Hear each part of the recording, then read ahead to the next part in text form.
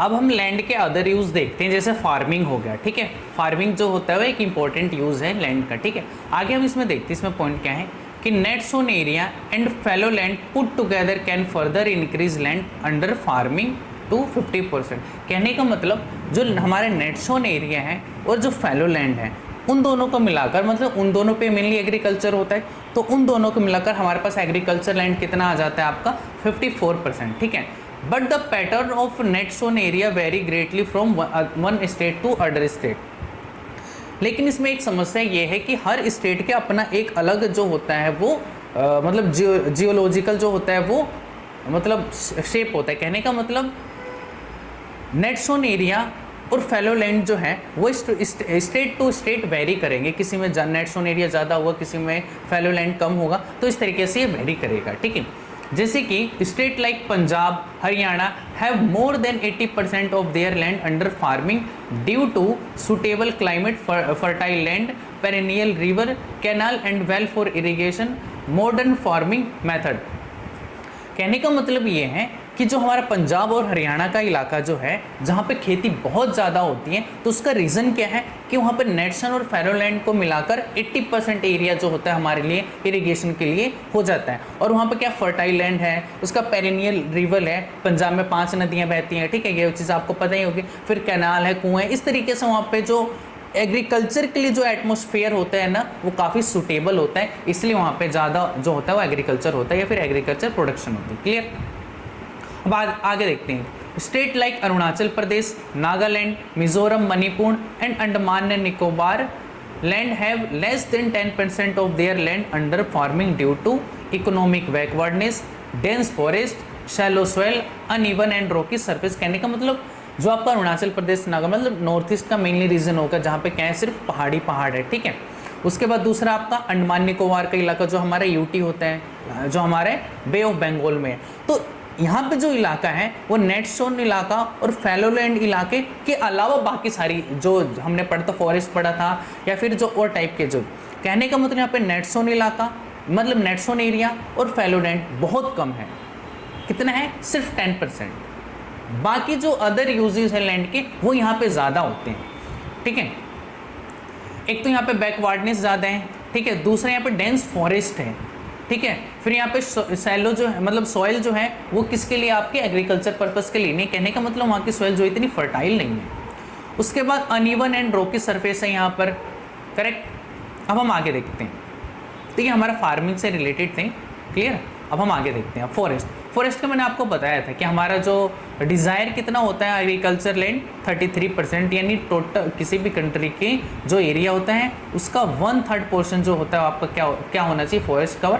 But India का मैंने आपको बताया था 23.03 समथिंग होता है, इतना है, ठीक है। तो हमें इसमें और इम्प्रूवमेंट करने की ज़रूरत है, ठीक है। तो ये फॉरेस्ट का यूज़ होगा। अब आते हैं हम मेन टॉपिक हमारा लैंड डिग्रेडेशन। लैंड डिग्रेडेशन का मतलब जो लैंड होता है वो मतलब जो लैंड का मतलब सॉइल ऊपर वाली जो लेयर होती है वो पानी के साथ या हवा के साथ, बहुत सारे रीज़न है जिसकी वजह से आपका क्या होता है एक जगह से उठ के दूसरी जगह चली जाती है, ठीक है। या फिर वहाँ से बहुत अगर पानी का फ्लो ज़्यादा हुआ तो फिर वहाँ से मिट्टी जो है कहाँ जाएगी? बह के पानी के साथ आगे चली जाएगी और वहाँ पर क्या बन जाएगा? एक गड्ढा बन जाएगा, ठीक है, ठीक है। वहाँ पे क्या बन जाएगा? एक गड्ढा बन जाएगा।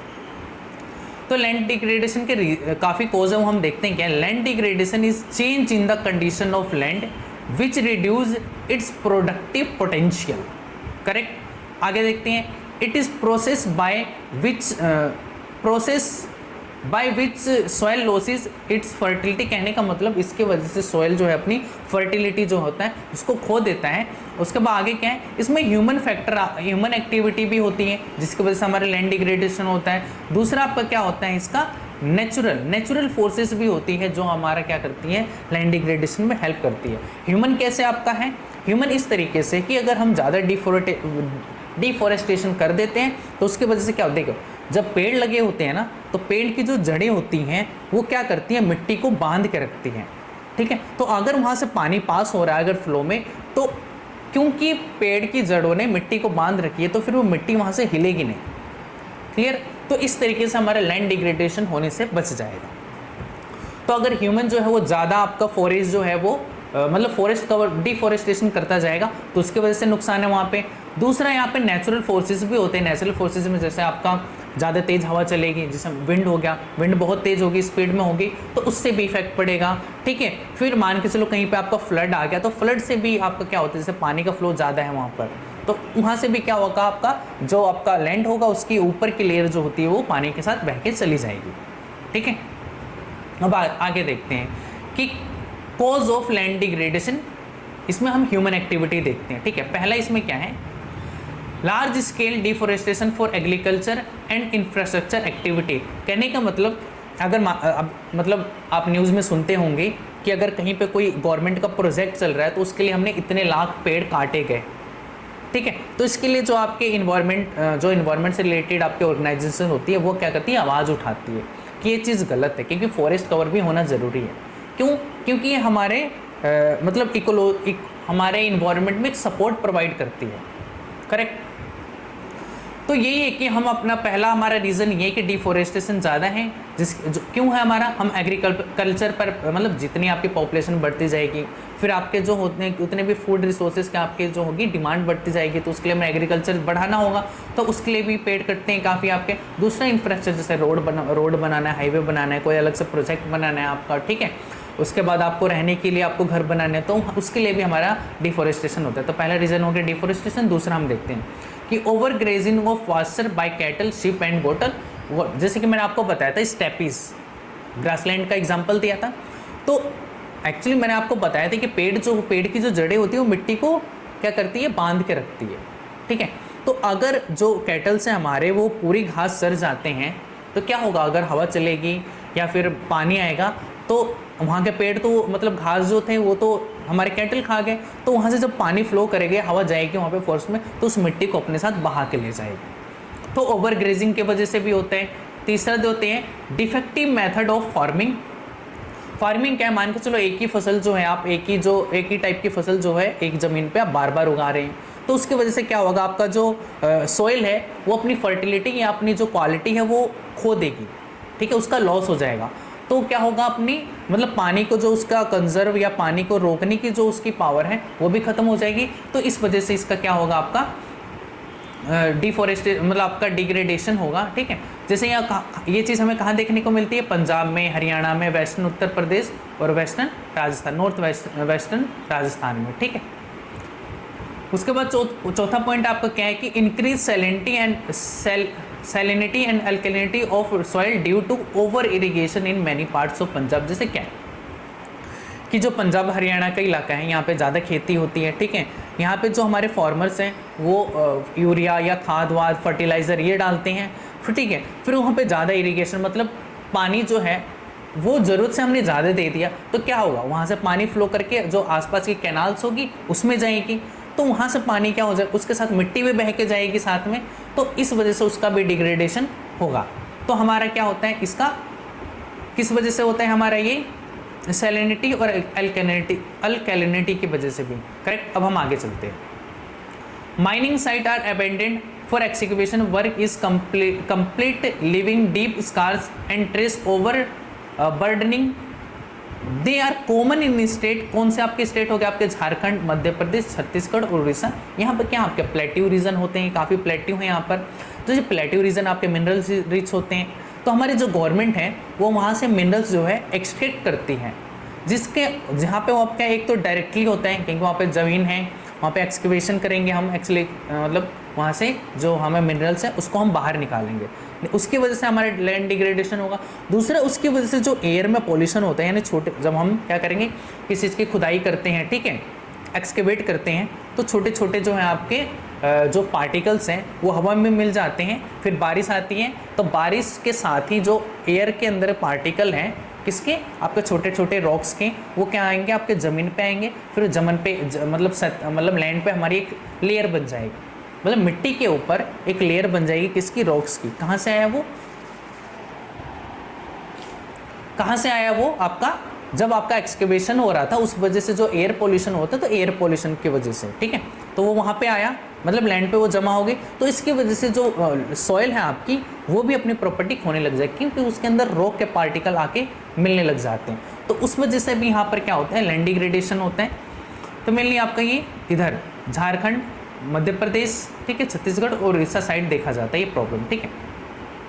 अब छठी प्रॉब्लम क्या है कि by mineral processing which involve grinding of stones for cement ceramics industry generates fine dust in atmosphere which retards the process of infiltration of water. कहने का मतलब वही जो आपका ऊपर मैंने बताया कि जो आपकी सीमेंट और सेरेमिक बनाने वाली जो कंपनियां होती हैं वो क्या करती जाती है, रॉक्स जाती हैं आपकी, रॉक्स को क्या करती हैं, डायनामाइट से और तोड़ देती हैं। उसके बहुत छोटे छोटे पार्टिकल में मतलब टूट जाता है, वो जो रॉक्स थी वो आपकी छोटे छोटे पार्टिकल्स में टूट गई और कुछ जो है वो एटमॉस्फेयर में जाके मिल गई। और फिर वही जब बारिश आएगी या नॉर्मल जब हवा आपकी थोड़ी शांत होगी तो क्या होगा, वो जाके ज़मीन पे बैठ जाएगा वो सारे पार्टिकल, तो ज़मीन के ऊपर एक पूरी लेयर बन जाएगी, ज़मीन के साथ वो मिल जाएगी, यानी सॉइल के साथ वो मिल जाएगी।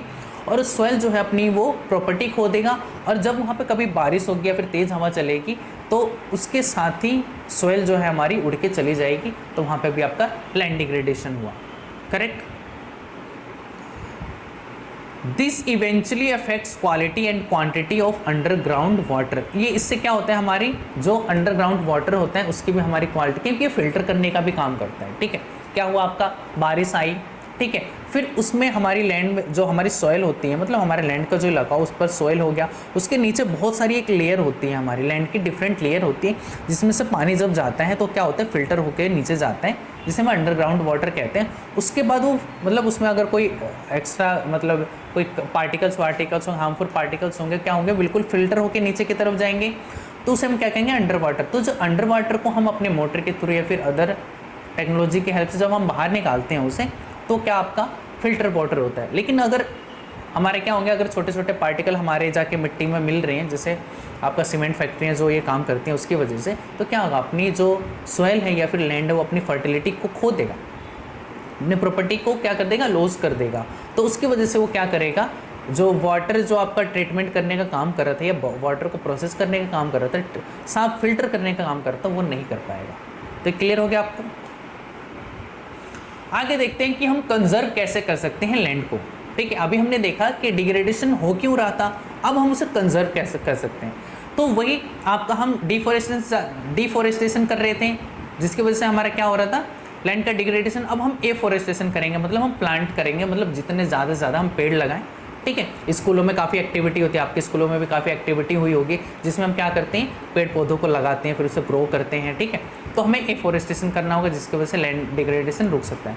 फिर protecting of the existing forest cover, develop for shelter belts, it's prevent from desertification. कहने का मतलब वही है कि हम जितना पेड़ लगाएंगे तो पेड़ का आप क्या करेगा, ज़मीन को मतलब लैंड को क्या करेगा, सॉइल को वो बांध के रखेगा पूरे अपने में, तो वहाँ से लैंड डिग्रेडेशन या फिर डिफॉरेस्टेशन उसका नहीं हो पाएगा। तो दूसरा क्या हो गया, तीसरा हो गया माइनिंग एक्टिविटी, अभी हमने पढ़ा डिटेल में, तो उसको हमें कंट्रोल करना होगा। कंस्ट्रक्शन ऑफ डैम बनाने होंगे। अब क्या होता है कि कब जो कोई रिवर होती है आपकी, जब पहाड़ों से निकल के आती है तो उसमें काफ़ी जो होती है काइनेटिक एनर्जी होती है, जिसकी वजह से अगर वहाँ पे क्या कहते हैं रॉक्स वॉक्स जो भी होंगे या फिर सॉइल जो होगी वो काफ़ी फोर्स के साथ, मतलब जहाँ से वाटर आएगा वो काफ़ी फोर्स के साथ आएगा, तो उसके सामने आने वाली जो भी चीज़ होगी उसको अपने साथ बहा के ले जाएगा। तो अगर सॉइल आती है तो उसको सॉइल को भी बहा के लेके चला जाता है, ठीक है। तो अगर हम बीच में उसके डैम बना देंगे तो वाटर जो फ्लो रेट है, ठीक है, जो स्पीड है उसकी वो आपकी स्लो हो जाएगी, जिससे हमारा जो आपका सॉइल का या फिर लैंड का जो डिग्रेडेशन होना है उसकी रेट कम हो जाएगी। क्लियर है। तो हमें डैम्स कंस्ट्रक्ट करने होंगे। तीसरा हो गया manage use of artificial chemical and composite, जो हो गया मतलब जो फर्टाइल हम मतलब फर्टिलाइज़र यूज़ करते हैं आपका किसमें, एग्रीकल्चर में, ठीक है, वो चीज़ें हमें थोड़ी लिमिट में करनी होंगी, ठीक है। फोर्थ है आपका proper discharge and disposal of industrial influent and waste after treatment can be reduce the land and water degradation in industry and सब।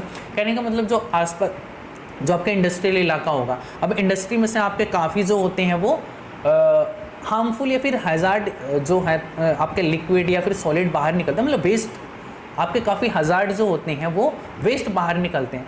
तो उन वेस्ट को आपके इन्वायरमेंट में रिलीज़ करने से पहले, जैसे अगर अल्कलाइन होगा, ठीक है, मतलब एसिडिक नेचर का होगा, तो उसको हम क्या करेंगे, पेस्ट डालेंगे, जिसकी वजह से क्या हो जाएगा, वो न्यूट्रल हो जाएगा। फिर उसको हम क्या करेंगे, आपका रिवर में फ्लो करना है रिवर में कर देंगे, लैंड पे करना होगा लैंड पे उसको डिस्चार्ज कर देंगे।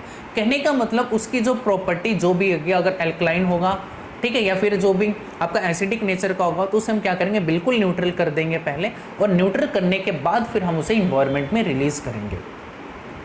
तो इससे भी हमारा जो है वो लैंड डिग्रेडेशन जो है वो रुक सकता है, या फिर हम अपने लैंड को कंजर्व कर सकते हैं। तो आपको पॉइंट क्लियर हो गए आपके।